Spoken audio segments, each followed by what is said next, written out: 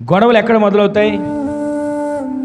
చిన్న తినే తిండి దగ్గర, వేసుకునే బట్టల దగ్గర, ఆస్తుల దగ్గర, పదవుల దగ్గర గొడవలు మొదలయ్యి ఆ కుటుంబాల్లో సమాధానం లేకుండా, నెమ్మది లేకుండా గొడవలతో నా కుటుంబాలు నడిపించబడతా ఉంటాయి. ఈ రోజున మన ఇంట్లో ఆస్తి ఉన్నా లేకపోయినా, అంతస్తులు సంపాదించినా సంపాదించకపోయినా, ప్రతిరోజు దేవుడిచ్చిన కృపతో ఆ రోజుకు సరిపడా అన్న వస్త్రాలు దేవుడు మనకిచ్చిన దాన్ని బట్టి ఆయనను స్తుతిస్తూ ఆయన పాదాల చెంత మనము చేరుదుముగాక.